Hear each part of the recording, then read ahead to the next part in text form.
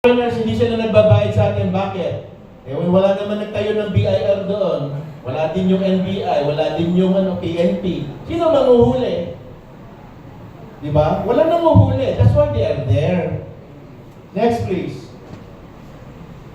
Mischief free. Next, please. Okay. Pag meron pong nawalang 1 kilogram ng plutonium, ang katumbas po niyang buhay ay 5 million. Palagay niyo po gagawin sa Pilipinas yan? Ng China? O hindi. So kasi magiging na lang tayo, 110 million na lang. Sa inyo 5 million, butante rin yun. Sasabihin nung senador, yan po. Hindi po mangyayari sa atin yan kasi hindi po yan pahintulutan. Bawal po yan kasi. Next please. Ito, Malaysia. Hindi rin natin pinapansin. Next. Melima. Next. Mas malapit sa Palawan. Next. Pero ang ginawa niya, matalino Malaysia. Nag-tourism tayo, diving. Alam niyo po ba yung trabaho ko sa Virgin Islands? Pag nagda-dive ako ng 2 beses sa isang araw, ang isang dive po is $200. So meron akong $200 pag sumisid ako ng 45 minutes kasama ko yung turista. 10 sila, tapos magbibigay ng tip sa akin. $1,000. Tourism na lang ang pagin natin.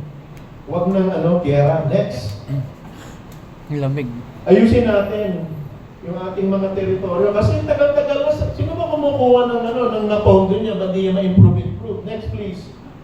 Ayan, ganda sa Malaysia. Next please. Ang Pilipinas may siyam.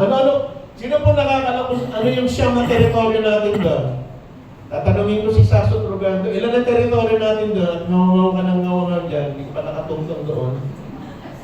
Tanong ko siya, ba't ka magalit na galit sa mga nagbabantay dyan na sundalo? Nakarating ka na ba doon? O ilan ang teritoryo natin? Binla ka mo. Next please. Yan. Atin yan. Next. Ito po yung kakilakilabot at na barko. Next please.